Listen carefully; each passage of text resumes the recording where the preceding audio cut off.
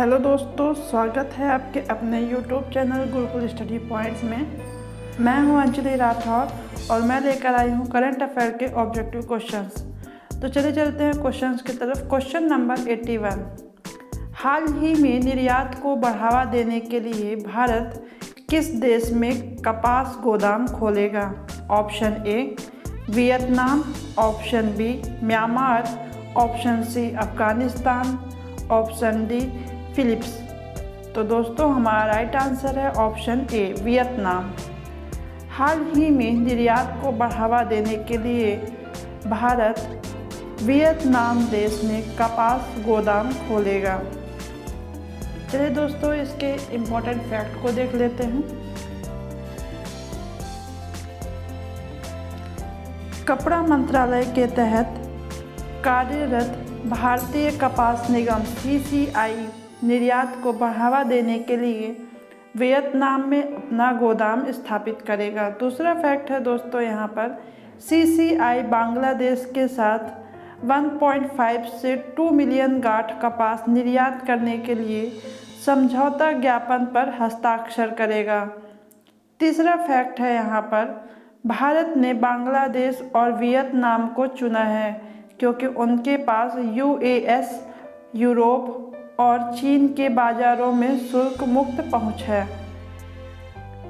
चलिए दोस्तों next question की तरफ चलते हैं। क्वेश्चन नंबर 82, हाल ही में पृथ्वी विज्ञान मंत्रालय द्वारा लाइफ टाइम अचीवमेंट अवार्ड किसे दिया गया है? Option A professor Ashok Sahni, option B doctor Suresh Babu, option C S Jaishankar, option D Shashi Tharoor. तो दोस्तों यहाँ पर राइट आंसर है option A professor Ashok Sahni.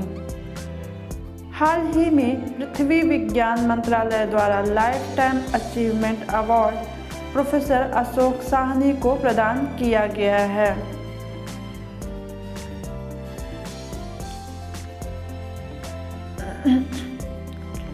चलिए दोस्तों इसके इम्पोर्टेंट फैक्ट को देख लेते हैं। पहला फैक्ट है यहाँ पर पृथ्वी विज्ञान मंत्रालय MOES द्वारा पृथ्वी प्रणाली विज्ञान में उत्कृष्टता के लिए पृथ्वी विज्ञान मंत्रालय राष्ट्रीय पुरस्कार के विजेताओं की घोषणा की गई है। दूसरा फैक्ट है दोस्तों MOES द्वारा दिए जाने वाले इन पुरस्कारों का उद्देश्य पृथ्वी प्रणाली विज्ञान के विभिन्न क्षेत्रों में प्रख्यात वैज्ञानिकों, इंजीनियरों द्वारा किए गए प्रमुख वैज्ञानिक योगदान को सम्मानित करना है। चलिए दोस्तों नेक्स्ट क्वेश्चन की तरफ आगे बढ़ते हैं। क्वेश्चन नंबर 83, हाल ही में पुणे में स्थित कौन सी झील का रंग गुलाबी हो गया है? ऑप्शन ए सांभर झील, ऑप्शन बी नक्की झील, ऑप्शन सी डल झील, ऑप्शन डी लोनार झील। तो दोस्तों हमारा राइट आंसर है ऑप्शन डी लोनार झील। हाल ही में पुणे में स्थित लोनार झील का रंग गुलाबी हो गया है। चलिए दोस्तों इसके इम्पोर्टेंट फैक्ट को देख लेते हैं। पहला जो फैक्ट है दोस्तों पुणे स्थित आगरकर अनुसंधान संस्थान आगरकर रिसर्च इंस्टीट्यूट द्वारा की गई जांच में पाया गया है कि महाराष्ट्र के बुलढाणा जिले में लोनार झील के पानी का रंग हालो आर्चिया नामक सूक्ष्म जीवों की उपस्थिति के कारण गुलाबी हो गया है। दूसरा फैक्ट है दोस्तों हालो आर्चिया या हालोफिलिक आर्चिया एक ऐसा जीवाणु होता है जो गुलाबी रंग पैदा करता है और खारे पानी में पाया जाता है।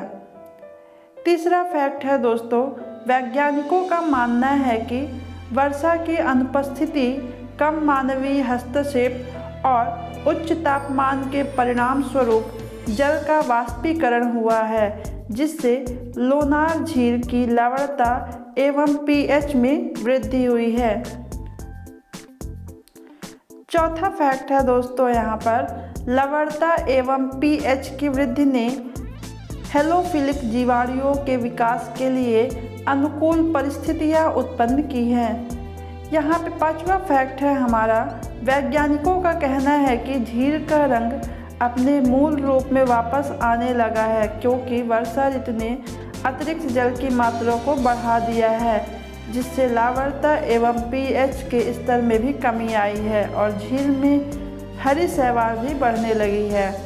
चलिए दोस्तों नेक्स्ट क्वेश्चन की तरफ आगे बढ़ते हैं। Question number 84। हाल ही में मानव संसाधन विकास मंत्रालय का नाम बदलकर क्या रखा गया है?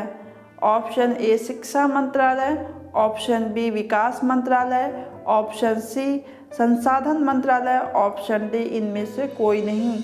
तो दोस्तों हमारा राइट आंसर है ऑप्शन ए शिक्षा मंत्रालय। हाल ही में मानव संसाधन विकास मंत्रालय का नाम बदलकर शिक्षा मंत्रालय रखा गया है। चलिए दोस्तों इसके फैक्ट को हम देख लेते हैं। पहला फैक्ट है दोस्तों, मानव संसाधन विकास मंत्रालय MHRD का नाम बदलकर शिक्षा मंत्रालय कर दिया गया है। दूसरा फैक्ट है यहाँ पर, नाम परिवर्तन नई शिक्षा नीति न्यू एजुकेशन पॉलिसी के ड्राफ्ट की एक प्रमुख सिफारिश थी। तीसरा फैक्ट है यहाँ पर, HRD मंत्रालय का नाम 1985 में पूर्व प्रधानमंत्री राजीव गांधी के कार्यकाल के दौरान मानव संसाधन विकास मंत्रालय रखा गया था क्योंकि इसे शिक्षा मंत्रालय से बदल दिया गया था। चौथा फैक्ट है यहाँ पर, शिक्षा और शिक्षा पर ध्यान केंद्रित करने के लिए मंत्रालय के नाम में बदलाव प्रस्तावित किया गया है। नई राष्ट्रीय शिक्षा नीति NEP शिक्षा पर मौजूद राष्ट्रीय नीति की जगह लेंगी, जो पहली बार 1986 में बनाई गई थी और आखिरी बार इसमें संशोधन 1992 में किया गया था। Question number 85। हाल ही में लागू हुई राष्ट्रीय शिक्षा नीति 2020 कौन सी शिक्षा नीति की जगह लेगी? ऑप्शन ए राष्ट्रीय शिक्षा नीति 1976, ऑप्शन बी राष्ट्रीय शिक्षा नीति 1986, ऑप्शन सी राष्ट्रीय शिक्षा नीति 1996, ऑप्शन डी राष्ट्रीय शिक्षा नीति 1999। तो दोस्तों हमारा राइट आंसर है ऑप्शन बी। हाल ही में लागू हुई राष्ट्रीय शिक्षा नीति 2020 राष्ट्रीय शिक्षा नीति 1986 नीति की जगह लेगी। चलिए दोस्तों इसके फैक्ट को देख लेते हैं। पहला फैक्ट है यहाँ पर, प्रधानमंत्री श्री नरेंद्र मोदी की अध्यक्षता में केंद्रीय मंत्रिमंडल ने नई राष्ट्रीय शिक्षा नीति 2020 को मंजूरी दे दी है। हाल ही में स्वीकृति राष्ट्रीय शिक्षा नीति 2020 34 वर्षीय राष्ट्रीय शिक्षा नीति NPE 1986 की जगह लेगी। दूसरा फैक्ट है यहाँ पर, राष्ट्रीय शिक्षा नीति 2020 21वीं सदी की पहली शिक्षा नीति है और स्कूल और शिक्षा उच्च शिक्षा दोनों क्षेत्रों में परिवर्तनकारी सुधार लाने का लक्ष्य है। तीसरा फैक्ट है यहाँ पर, केंद्रीय मानव संसाधन विकास मंत्री रमेश पोखरियाल निशंक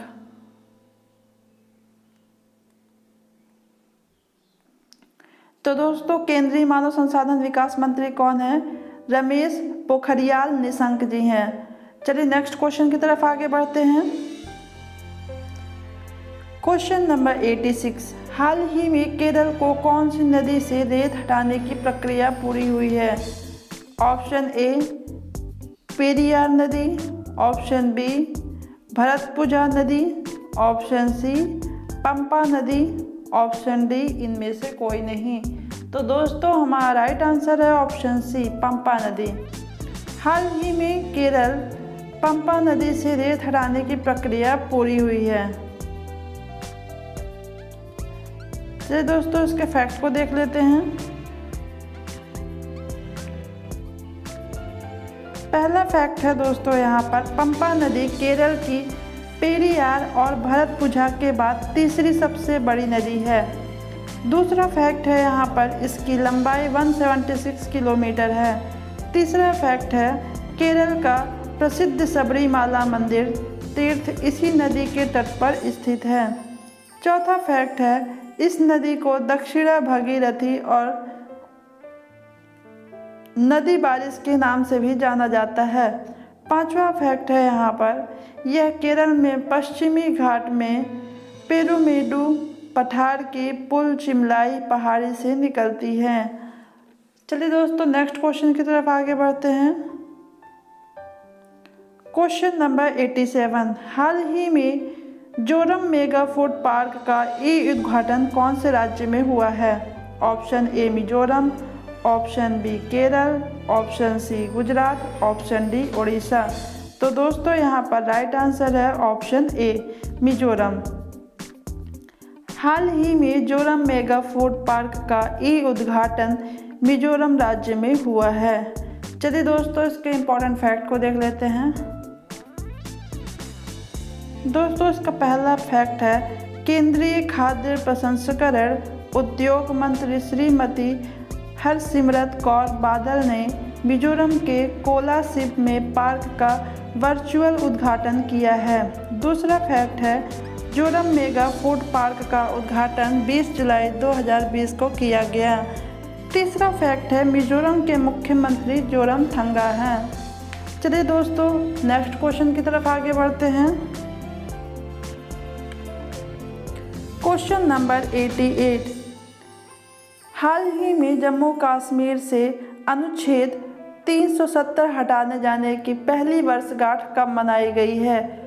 ऑप्शन ए 5 अगस्त 2020, ऑप्शन बी 4 अगस्त 2020, ऑप्शन सी 3 अगस्त 2020, ऑप्शन डी 2 अगस्त 2020।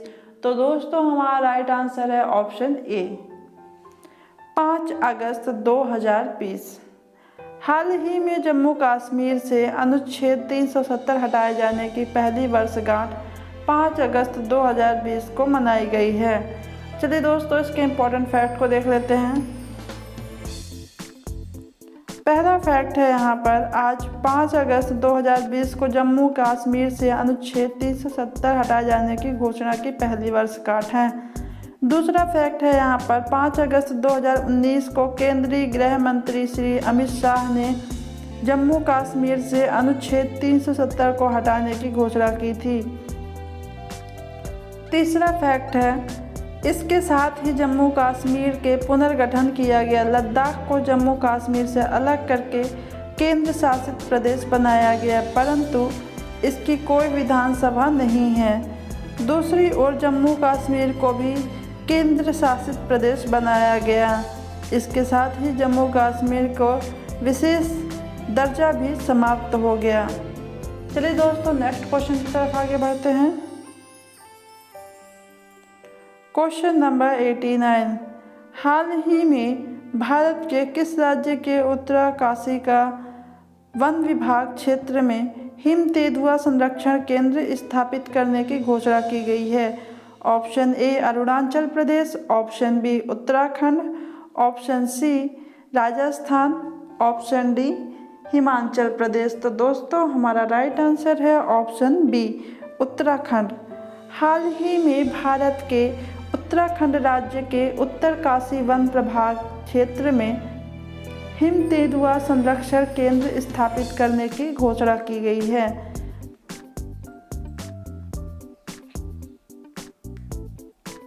चलिए दोस्तों इसके इम्पोर्टेंट फैक्ट को देख लेते हैं।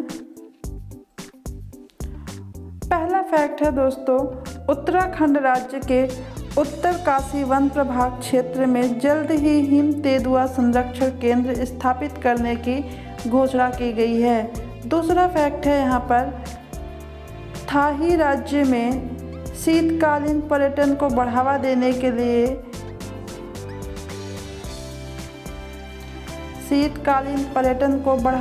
के उद्देश्य से हिम तेंदुआ संरक्षण केंद्र स्थापित किया जाएगा। चलिए दोस्तों नेक्स्ट क्वेश्चन की तरफ आगे बढ़ते हैं। क्वेश्चन नंबर 90, हाल ही में जम्मू कश्मीर का नया उपराज्यपाल कौन बना है? Option A Anandiben Patel, option B Manoj Sinha, option C Girish Chandra Murmu, option D इनमें से कोई नहीं। तो दोस्तों हमारा राइट आंसर है ऑप्शन बी मनोज सिन्हा। हाल ही में जम्मू कश्मीर का नया उपराज्यपाल मनोज सिन्हा बने हैं। चलिए दोस्तों इसके इम्पोर्टेंट फैक्ट को देख लेते हैं। पहला फैक्ट है दोस्तों, राष्ट्रपति रामनाथ कोविंद द्वारा पूर्व केंद्रीय मंत्री मनोज सिन्हा को जम्मू कश्मीर का नया उपराज्यपाल नियुक्त किया गया है। दूसरा फैक्ट है, उनकी नियुक्ति इस पद से इस्तीफा देने वाले गिरीश चंद्र मुर्मू के स्थान पर की गई है। मुर्मू का इस्तीफा राष्ट्रपति द्वारा स्वीकार करने के बाद यह घोषणा की गई है। तीसरा फैक्ट है, सिन्हा ने लोकसभा में 3 बार पूर्वी उत्तर प्रदेश के गाजीपुर संसदीय क्षेत्र का प्रतिनिधित्व किया है। इसके अलावा सिन्हा रेल राज्य मंत्री के रूप में भी काम किया है। तो दोस्तों आज के लिए सिर्फ इतना ही। नेक्स्ट वीडियो में हम जल्द ही मिलेंगे नए ऑब्जेक्टिव क्वेश्चंस के साथ। तो आप वीडियो को लाइक करिए, तो दोस्तों आज के लिए सिर्फ इतना ही। नेक्स्ट वीडियो में हम जल्द ही मिलेंगे नए ऑब्जेक्टिव क्वेश्चंस के साथ। तो आप वीडियो को लाइक करिए, गुरुकुल स्टडी पॉइंट को सब्सक्राइब करिए और बेल आइकन प्रेस करना ना भूलें ताकि आपको लेटेस्ट अपलोड होने वाली वीडियो की नोटिफिकेशन सबसे पहले मिल सके। Thank you so much.